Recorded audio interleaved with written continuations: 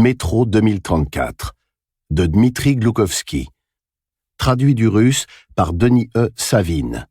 Lu par Julien Châtelet. Il faut prendre une décision. Attendre davantage n'a aucun sens.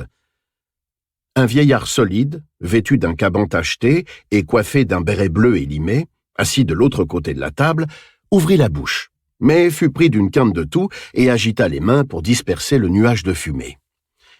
Puis, avec une grimace agacée, il prit la parole. « Bon, je vais te répéter ce que je t'ai déjà dit, Vladimir Ivanovitch. On ne peut pas dégarnir notre front méridional. Nos postes de combat subissent une telle pression que c'est à peine s'ils tiennent. Rien que la semaine passée, nous avons eu 3 blessés, dont un grièvement. Et ça, même avec les renforts. Je ne te laisserai pas affaiblir nos positions au sud. Et n'oublie pas que nous y avons besoin en permanence de 2 trios d'éclaireurs pour inspecter les puits et les interconnexions. Quant au nord, excepté les combattants qui gardent la frontière, personne n'est disponible. Désolé. Alors je te laisse chercher. C'est toi le commandant des forces armées, alors c'est toi qui vas les chercher. Lâcha le chef de la station entre les dents.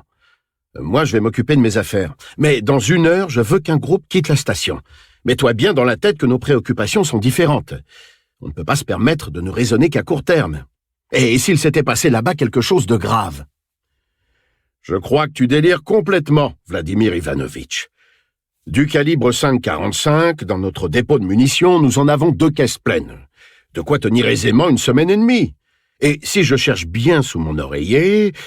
Le vieil homme sourit, dévoilant de solides dents jaunies.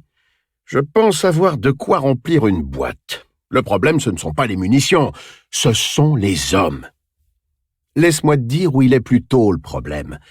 Dans 2 semaines, si nos problèmes d'approvisionnement ne sont pas réglés, il nous faudra fermer les vantaux hermétiques dans les tunnels qui partent vers le sud, parce que sans munitions, nous ne pourrons pas les tenir. Ce qui veut dire que nous ne pourrons plus superviser et réparer les 2 tiers de nos moulins.